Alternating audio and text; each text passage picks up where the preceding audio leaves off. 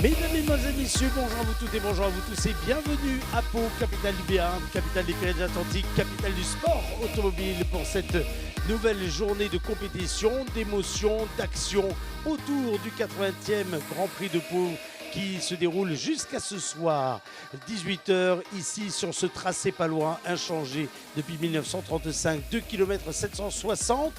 Trempé par les conditions météorologiques qui nous accompagnent ce week-end, qui sont loin de celles que nous avons connues en 2022 à l'occasion du retour de cet événement coiffé par l'intitulé Pau Motors Festival. 2 week-ends, un premier ici même, un pour ce week-end consacré aux nouvelles énergies, aux nouvelles motorisations, aux nouvelles compétitions et un week-end dédié à l'historique, au classique, au revival la semaine prochaine. Première prise d'antenne en direct en streaming. Bienvenue à celles et ceux qui nous suivent sur le www.grandprixdepau.fr, à celles et ceux qui nous suivent également sur les sites du journal Sud-Ouest, de la République des Pyrénées.fr, partenaire de cet événement. Ce sont les barquettes Fenio propulsées avec la complicité de Total Énergie que nous allons retrouver avec un grand plaisir. Mathias Gouvet et Alexandre sont là pour commenter cette nouvelle course. Nous sommes déjà à la course 3 du week-end et elle démarre finalement, mon cher Alexandre, avec la même logique que celle que nous avons connue trop souvent hier, une logique de safety car. Il faut dire que les conditions météo ne nous aident pas aujourd'hui. C'est parti justement, bonjour à toutes et à tous. Et oui, un départ sous safety car autorisé par la direction de course. Et c'est juste à ce moment-là que les concurrents s'élancent. Alors qu'il reste 16 minutes et 25 secondes plus un tour, vous le savez, sous safety car, eh bien, le chronomètre s'est lancé. Alors on va voir surtout au virage numéro 2 de la gare pour le moment qui passe sans encombre et l'ensemble du peloton semble être plutôt pas mal. Donc on retrouve l'arrivée de cette course numéro 1 d'hier et donc c'était Jonathan Dessens qui partait devant Romain Buckler et Alex Gain. Pas de changement pour les 3 premiers protagonistes et on va suivre surtout les remontées de la 27 de Jesse Bouet, de la 24 de Xavier Fouineau et puis de la 7 de Stéphane Richelmy qui ont fait le spectacle hier en course numéro 2. Alors pour le moment, passage du côté de l'épingle lycée. Grande prudence dans des conditions. C'est ce que j'allais dire, difficiles. la piste est vraiment trempée ce matin. Exactement. Autant hier, une première séance d'essai qualificative est passée entre les gouttes. Autant là, on est complètement dans une logique trempée, détrempée, qui va rendre encore plus difficile, évidemment, la conduite de ces petites barquettes qui vont vite. Très très vite avec leur moteur 308 GTI à carburant bas carbone de la part de Total Energy. On le voit déjà que les 4 premiers commencent à creuser l'écart et on a surtout la 12 de Benoît Éveillard qui se montre très très pressante pour la dernière marche du podium sur la 77 de l'américain Alex Gaines.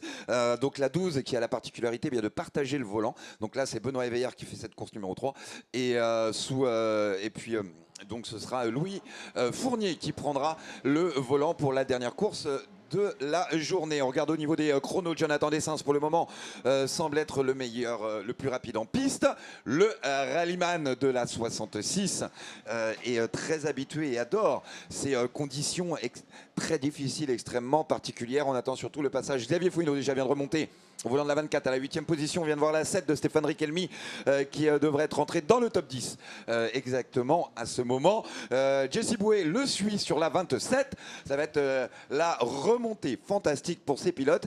Devant, il ne faut rien lâcher et continuer. Oh, on a Romain Buckler à la sortie de l'épingle du lycée qui se met gentiment en travers à la réaccélération. Derrière, Alex Gain a réussi à se mettre un petit peu plus à l'abri d'une attaque de la 12 de Benoît Éveillard. Benoît était plus heureux. Alors attention, une première pénalité, Mathias. Xavier Fouineau, on avait une note de la direction de course qui disait que la procédure de départ était sous enquête et c'est Xavier Fouineau qui prend 5 secondes de pénalité, donc ça sera additionné à la fin de sa course, 5 secondes de plus. Je pense qu'il a dépassé avant la ligne de safety. Alors on le réexplique pour les gens, on est parti sous safety car, c'est-à-dire que normalement on a des départs arrêtés en Fugno. Là, la voiture de sécurité a fait un tour de circuit, le départ a été lancé et on n'a pas le droit de dépasser avant la ligne de départ arrivée. Et je pense que Xavier Fouineau a eu un petit dépassement. Ça, apparemment, c'est sorti du côté de la statue Foch, Alexandre. Je vois un drapeau jaune. En tout cas, la direction de course nous informe d'un drapeau jaune agité du côté du virage 7. Pour le moment, sur les pastilles GPS, on ne voit pas. Ce serait la 28 qui semble être à l'arrêt, qui ne semble pas passer le deuxième secteur. Jean-Claude Roland. Jean-Claude Roland. On n'a pas l'image encore. Et l'on va attendre le passage sur la ligne alors que les leaders l'ont franchi. Jonathan Dessens, toujours leader, qui garde à bonne distance le jeune Romain Buckler, leader lui de la catégorie des espoirs. Drapeau vert au virage numéro 7. Donc tout est rentré dans l'ordre pour le moment. Effectivement, c'est la petite pastille de Jean-Claude Roland qui n'est pas passée. Ça glisse à la réaccélération. On va voir Romain Buckler qui est à l'attaque. Il essaye de ne pas perdre contact avec Jonathan Dessens. Mais je pense que peut-être que le passé de rallyman de Jonathan Dessens aide bien sous ce temps-là, la maîtrise de la glisse. Il adore, il est fan, il va nous faire un spectacle là-dessus. Dans ces conditions, il excelle réellement, et surtout en plus dans les rues de Pau, un circuit magnifique, il adore. Oui, c'était bien la 28 de Jean-Claude Roland qui a heurté le rail de sécurité au virage numéro 6. J'ai l'impression que j'ai l'impression que visuellement, Romain Buckler est en train de recoller un petit peu. Alors c'est peut-être qu'une impression visuelle, mais l'impression qu'il a réussi à bien mettre en température ses pneus. On va voir de toute façon l'écart. Il était d'une seconde 585. Et déjà, oui, vous remarquez, Mathias, sur les secteurs, même si Jonathan Dessens est le plus rapide dans le secteur 1, Romain Buckler, lui, est un petit peu plus vite que Jonathan dans le secteur 2. Et sur la ligne, on avait 1 seconde 5. Les voilà qui passent. Qu'est-ce que cela donne au chrono? 2 dixièmes de gagné pour le pilote de la numéro 2. J'ai un bon œil. J'en ai 2 même. Mais c'est pour ça que vous êtes pilote. Et oui, on sent l'expérience. Et meilleur temps pour Romain Buckler. Et meilleur tour en course pour Romain Buckler, une 32 872 exactement. Il y a un point à prendre pour le meilleur tour en course. Donc il ne faut rien lâcher comme en Formule 1. Alors tout le monde améliore, mais les écarts sont assez conséquents dans les conditions comme celle-ci. Et voilà la 7 de Stéphane Richelmy qui vient de prendre la 7e place au classement général. Il est derrière Xavier Fouineau, mais il y a 11 secondes d'écart. Alors c'est toujours aussi à prendre un peu d'avance pour Xavier, puisqu'il a 5 secondes additionnées à la fin de cette course. On suit à l'écran Alex Gaines qui lui s'est complètement débarrassé de Benoît Éveillard qui lui mettait la pression au début de course. Alors les pneus, vous avez, mon cher Mathias, quand on roule dans ces conditions-là, donc on a les pneus pluie Michelin qui sont adaptés dans ces situations d'adhérence précaire. Et c'est vrai que dans la voiture, du coup, on chauffe les pneus. Et à un moment donné, en fonction, il y a une question de pression aussi, et ça peut jouer. Ça peut jouer en fin de course, ça dépend. Déjà, les pilotes choisissent la pression à laquelle ils veulent partir. Alors après, c'est un petit peu la roulette, où on part avec une pression haute dans le pneu pluie qui va le donner de suite performance, c'est-à-dire le pneu avec la vibration et la vitesse va chauffer très vite. Mais par contre, on peut avoir un petit peu de surchauffe de pneus, où on part un peu plus bas pour essayer d'avoir une meilleure fin de course. Voilà, c'est un petit peu le jeu. C'est le but, et puis on est pris avec les équipes techniques de Michelin aussi qui nous guident là-dessus. On voit à l'écran la 24 de Xavier Fouineau qui est dans l'aspiration de son équipier pour gagner une position. La 26 de Franck Lefebvre. Alors Franck le laisse passer. Franck Lefebvre qui est leader de la catégorie des gentlemen et qui donc est 6e au classement général.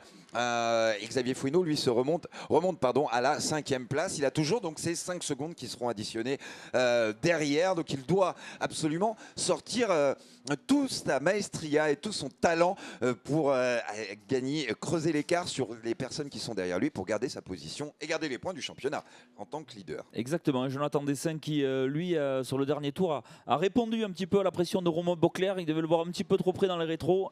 Jonathan Dessens qui a l'air de bien maîtriser quand même ce début de course. Là, oui, il le prend, vous avez raison, il le prend complètement sous sa domination. Romain Buckler ne se laisse pas battre, loin de là, puisque lui aussi améliore sa propre marque. Mais on va suivre cela avec attention et passion. Surtout, peut-être la remontée de Xavier Fouineau, s'il arrive à être si rapide que ça et à remonter Alex Gaines ou Benoît Éveillard, cela va être passionnant à suivre. On a à l'écran aussi la 49 de Dekelnar qui essaye de se montrer, qui se monte dans les rétros de la 21 de Bruno Fretin qui ferme la porte un petit peu à la gare, mais Dekel n'y va pas pour le moment. On va voir à la réaccélération pour passer juste au niveau du pont Oscar. Le pont Oscar qui n'a pas été hier en faveur de la 49 de Dekelnar. Et voilà, il est passé à la réaccélération sur la 21 de Bruno Fretin, une place de gagné. Déjà, Jonathan Dessins, je crois, qui revient. Il me semble. Et avec Romain Beucler, il remonte sur les attardés. Ils sont réellement sur une autre planète. Hein. Oui, il est un peu gêné pour le coup, Romain Beucler. C'est dommage, hein, il n'a pas pu. Je pense qu'il aurait bien aimé aussi passer malgré les drapeaux bleus. Est-ce qu'il est encore gêné derrière? J'ai pas l'impression qu'il est passé non plus à la sortie Oscar, s'il est passé. On n'a pas vu, en tout cas, on a vu que Bruno Fretin, celui à la sortie de l'épingle du lycée, s'est décalé tout de suite. Il est passé, Romain Beucler, on l'a vu derrière. Maintenant, il a Bruno Fretin qui va lui aussi, comme pour Jonathan Dessins, se décaler. Dekelnar laisse passer aussi Jonathan Dessins. Romain Beucler, ça y est, s'est débarrassé de Bruno Fretin. Il va malheureusement arriver, Romain Beucler, dans la partie compliquée. Pour dépasser, hein, donc avec la chicane Foch. Il peut y aller à Poimiro là, s'il a les drapeaux bleus qui vont être agités. Et on regarde aussi sur nos écrans de contrôle, c'est Xavier Fouineau qui est vraiment en train d'accélérer. 1,32,065, meilleur tour en course pour le moment. Et il remonte, il arrive, il est à, le temps que je compte, il est à 7 secondes du podium. Hein. À peu près, oui, exactement. Donc, est-ce qu'il va remonter? Est-ce qu'il va avoir l'écart suffisant aussi des 5 secondes pour aller chercher ce podium? Benoît Éveillard, ce ne sera pas facile quand même d'aller le chercher. Il lui manque, il y a 4 secondes à combler. Et puis, Benoît est quelqu'un qui a du métier. C'est assez compliqué. Le voilà, il est revenu. Benoît déjà sur Alex Gagne, l'écart est de 4 dixièmes et ils sont en plein dans le trafic. Cela va faire les affaires de Xavier Fouineau qui est revenu à 3 secondes 3. Donc rien n'est fait pour le podium. Dans quel ordre surtout arrivera-t-il? Jonathan Dessins, lui, épingle du lycée, il déroule. Hein, il a pris 4 secondes d'avance, ça lui a permis de... Il était à 1 seconde 6, il maîtrisait quand même, hein, mais il a pris un petit peu d'avance. Attention parce qu'ils vont remonter sur d'autres attardés, ça dépend où c'est qu'on tombe. Hein. C'est le jeu. C'est le jeu, voilà. Il en a profité, peut-être que du coup ce sera Romain Beucler, lui, en deuxième position, qui va en profiter. Et puis... si ils tombent tous les deux bien bloqués et qu'ils essayent de se battre et qu'ils n'arrivent pas à dépasser l'attardé, ça peut faire revenir aussi le reste du plateau, le reste des 5 premiers de ce top 5 qui, croyez-moi, a du métier, adore les rues de Pau et va tout faire pour décrocher le Saint Graal, la victoire ici à Pau. Ah, ça on l'espère. En tout cas, Xavier Fouineau qui est en train de remonter 5e position. Lui qui partait 13e, hein, il faut quand même le noter. Très belle remontée. Xavier Fouineau, on va faire un calcul un peu simpliste. On va dire ça, il roule presque 3 secondes plus vite que le 3e. Il reste 5 minutes de course, 3 tours. Allez, techniquement, ça peut remonter à la faveur des attardés, hein, puisque là, du coup, on va voir ce que cela donne. Les leaders viennent de franchir la ligne de départ arrivée. On est dans des chronos tout à fait acceptables, une 33,2, une 33,9 pour les deux premiers respectivement. On va essayer de regarder visuellement, nous, un petit peu à notre endroit. Ouais, il est là. Il est déjà revenu. Il a déjà collé. De Xavier Fouineau. Il a 2 secondes 5 de Benoît Éveillard, qui lui-même est à 8 dixièmes d'Alex Gagne pour le podium. Sur le tracking, on regarde, il y a quelques... Non, il va avoir une piste claire. Il y aurait guère que la 23 d'Olivier Gauclair qui a laissé passer Jonathan Dessins et va laisser passer Romain Beucler. Et après, il va avoir fort à faire puisqu'il y aura le groupe des 3 fous furieux. Maintenant, où est-ce qu'ils vont arriver sur le circuit? Techniquement, ça devrait pas être loin de la chicane. Ouais, on est en train de regarder. La 24, ils attaquent. Alors 77, ok. 12, ah oui, c'est Benoît Éveillard qui est dans les échappements.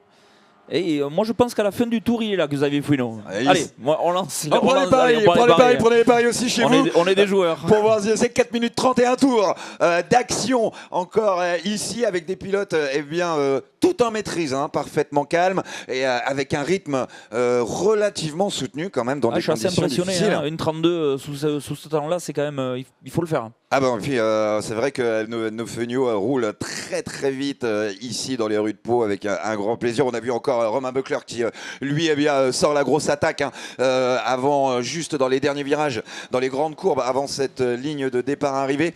Il met la voiture tout en travers. On voit déjà que ça lève énormément d'eau dans cette ligne droite. On distingue à peine la voiture qui est derrière, tellement les nuées, les gerbes d'eau sont hautes. Alors voilà, le groupe des 3 fous furieux vient de passer la ligne d'arrivée. Ouais, ils y sont. ils ont collé. Ça colle, ça recolle. Hein. C'est Xavier Fouineau qui remonte une seconde d'écart sur Benoît Héveillard, qui est toujours à 8 dixièmes par rapport à Alex Gain. Alors c'est vrai que c'est la visibilité dans ces cas-là qui est relativement compliquée. On a Stéphane Riquelme sur la 7 qui vient de passer en 6e position et Jesse Boué qui remonte tranquillement à la 8e place. Le voilà, le pilote de la 27. Oui, c'est en tout cas Xavier Fouineau. Il faut déjà en 3 minutes qu'il passe les deux pilotes. Pas facile parce qu'il y a des messieurs quand même devant. Ah bah surtout et que devant, ça va être compliqué. Qui prennent 5 secondes d'avance. Ouais. Ça va être plus difficile. Mais il a, si je dis pas de bêtises, 16 secondes d'avance sur Stéphane Riquelme. Au moins, il a garanti la 5e place avec sa pénalité, Xavier Fouineau. Voilà, il a au moins garanti ça. Et puis, on n'a pas la radio dans les voitures. Donc, l'a-t-on informé au panotage, parce que c'est le seul moyen de communication. Et ce n'est pas dit qu'il le sache, qu'il a ces 5 secondes de pénalité. Lui, de toute façon, ce qui l'intéresse, c'est l'optique du championnat et de prendre des gros points. Il a eu une victoire hier en course 2 dans les rues paloises. Et il veut encore, forcément, au moins remonter sur le podium, sachant qu'il partait du fond de la grille. Mais tout est possible dans les rues pour 2 minutes 30 et un tour encore dans cette compétition. Le leader Jonathan Dessin sur la 66 vient d'en terminer avec ce 10e tour. Romain Beucler le suit derrière, 3 secondes de d'écart entre ces deux pilotes. L'on regarde juste, ils ont quand même une grosse piste claire avant de retomber sur les attardés. Ça va pas faire les affaires de Romain Beucler. Il est passé la 24 sur Benoît Héveillard. Benoît, il est même il est manqué de rythme dans la ligne droite. Il l'a complètement laissé passer. C'est dommage, j'ai pas parié avec vous sur la 3e place de Xavier Fouineau. J'aurais dû. Pour le moment, elle est pas jouée, elle est peut-être sur la ligne, mais c'est pas pour autant qu'elle sera sur le podium. Va-t-il maintenant c'est J'y crois. On peut y croire, Le prochain objectif pour la 24, c'est la 77 de son équipier au HMC Racing, Alex Gain. Et Alex qui ne va pas se laisser faire, ça c'est une certitude. En attendant, Xavier Fouineau remonte à la 4e position. Benoît Héveillard, on ne sait pas ce qui s'est passé. Mais dans la ligne droite, il était réellement à l'arrière. Petite erreur à la sortie de la chicane, ça conditionne toute l'accélération de la ligne droite. Et il a vite compris que de toute façon, il ne pouvait rien faire et que ça ne servait à rien d'aller risquer l'accident. Puis on roule encore aujourd'hui. On ne va pas les casser la voiture maintenant. Il y a encore une dernière course en fin d'après-midi. Ce serait dommage. Ce serait dommage. Il y a encore des points à prendre. Il y a encore un championnat à combler. On regarde toujours sur les... dans la course des catégories, donc en espoir, c'est Romain Beucler qui mène devant Jeremy Seifert, qui lui est actuellement 9e au général. Et chez les gentlemen, eh bien, c'est Franck Lefebvre qui mène 8e au général, Rémi Broard 10e, pardon, et Dominique Arnoux sur le podium en 12e position. Il a un petit matelas d'avance sur le 4e, Olivier Gauclair. Donc là aussi, cela va être à suivre. Premier podium du week-end pour Dominique Arnoux pour le moment. Si les choses en resteraient là, et 2e victoire pour Franck Lefebvre. Rémi Broin, lui, continuerait aussi de monter sur le podium tout au long de ce week-end palois. 30 secondes et un tour. On va bientôt entamer le dernier tour. Jonathan Dessens, 1 seconde 9. Ouais, c'est bien remonté. Hein. Ils viennent de perdre beaucoup de temps, Jonathan Dessens. C'est bizarre parce qu'il n'y a pas eu d'attardé. Non, et on le voit déjà à l'épingle du lycée. Romain Beucler, lui, a vu qu'il se rapproche. Et devant, c'est Bruno Fretin qui est en tant que retardé, qui va laisser passer. Il l'a très bien fait déjà il y a quelques tours. Bruno qui reste avec beaucoup de prudence. Lui, tout ce qu'il veut, c'est ramener sa voiture et prendre quelques points. Voilà, Jonathan Dessens, c'est déjà arrivé. On a vu Bruno qui s'est complètement décalé, mais ça va quand même faire des affaires. Romain, il va l'avoir au mauvais endroit. Ah non, il est au mauvais endroit. Non. Si on va entamer le dernier tour, ça aurait pu faire les affaires de Romain Beucler. Même si Jonathan a un poil plus de rythme, ça y est, il a réussi à passer. Le travers, il la met dans tous les sens, sa venue SP05, Romain Beucler. Il y a l'attaque. Hein. Là, il le veut. C'est sa chance, il faut qu'il y aille directement. Mais là, l'écart est quand même un petit peu conséquent pour aller porter une attaque de manière sécurisée. On regarde aussi derrière Alex Gain, Xavier Fouineau. Xavier Fouineau qui est remonté à 8 dixièmes d'Alex Gain à l'entame du dernier tour. Mais il a raison, Romain Beucler. Il a raison parce qu'il peut mettre aussi le petit coup de pression qui fait faire l'erreur à Jonathan Dessin. C'est pas facile. Hein. Ah non, je dis pas le contraire. C'est pas facile, il faut y croire, mais c'est possible. Tout est possible. Rien n'est fait jusqu'au drapeau d'Amiers. Mais si on n'y croit pas, de toute façon, on fait pas ces courses. On fait pas de courses. Et rien n'est fait jusqu'au drapeau d'Amiers. Ça, c'est une certitude. Voilà les leaders qui vont entamer le point. Oscar, on regarde aussi Alex Gain qui passe et qui emmène dans son sillage la 24 de Xavier Fouineau. Ils ont beau être équipiers, ils sont tous les deux au championnat adversaire. Et c'était Xavier qui était en tête du championnat. Alex, 2e, son dauphin, Techniquement, c'est Alex qui prend maintenant les commandes du championnat virtuellement. On fera les comptes un peu plus tard. On suit à la sortie de l'épingle du lycée. Oh, le travers énorme de Romain Buckler, tout en maîtrise. Il a l'attaque. À la réaccélération, il me fait peur. À chaque fois, je me dis, il va toucher le trottoir, ça va l'envoyer dans le rail. Mais non, il est à 5 mm du trottoir à chaque fois, l'arrière gauche. Il est bien. Il est à l'aise. On le voit dans ces conditions-là de suite. De toute façon, ça nivelle. On voit vite ceux qui sont à l'aise sous la pluie ou pas. Et puis on le sent donc, du côté de la chicane. On voit un Jonathan Dessins qui est un petit peu plus prudent et qui monte bien sur le trottoir. Et par contre, un Romain Buckler qui lui sort la grosse attaque. Correction sur correction de volant, mais tout en maîtrise. Il la garde, ça va être pratiquement bientôt la dernière chicane et la dernière accélération pour Jonathan Dessins qui fonce et vole vers sa deuxième victoire après la course 1 ici dans les rues paloises. Oh oui, même l'arrière. Oh là, Romain Buckler par contre c'est toujours très très limite, ça nous fait peur. On voit rien réellement, vous voyez dans la ligne droite de départ arrivé, on le devine, le vainqueur, ça y est, Jonathan Dessins, deuxième victoire, Romain Buckler deuxième, et on suit Alex Gagne, Xavier Fouineau pour le moment qui sont un petit peu plus loin. Il y avait très peu d'écart entre la 77 et la 24. C'est la 77 qui est devant la 24 pour le moment. Troisième place pour Alex Gagne, Xavier Fouineau. Quatrième. Alors attention, on suit l'écart avec Benoît Éveillard puisqu'il a 5 secondes de pénalité. Oh, ça va être juste.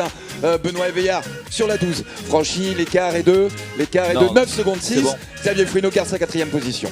Bravo en tout cas à tous ces pilotes de la Sprint Cup by Fugno, parce que sous ces conditions-là, sous une ouverture de piste de bon matin, bravo à eux, et on a vu toute la dextérité, le talent de ces jeunes et vieux gens, parce qu'il y a de tout. Jeune expérimenté. D'ailleurs, parlant d'expérimenté, on attend Franck Lefebvre 8e, Jesse Bouet et Stéphane Riquelme sont passés, ont franchi la ligne en 7e et 6e position. La 26 de Franck Lefebvre, il arrive, où est-il? Non, la 83.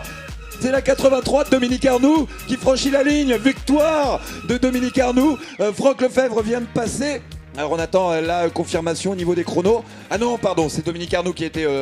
Dominique Arnoux était pris à un tour. Je vous prie de m'excuser. Franck Lefebvre fait la victoire en 8e. Parce que je me demandais où étaient passés les 5 entre. Ouais, c'est pour ça que je n'avais pas vu non plus. J'attendais sur le live timing et ça ne bougeait pas. C'est une erreur. Franck Lefebvre donc gagne la catégorie de gentleman 8e. Jérémy Siffert 2e des espoirs et 9e. 49 de Dekelnar qui vient de franchir la ligne, donc en 14e position, un peu plus loin. Rémi Broir, lui, vient de passer, clôt le top 10, deuxième de cette catégorie des gentlemen, mais Dominique Arnoux est bien 3e et termine à la 12e place du classement général.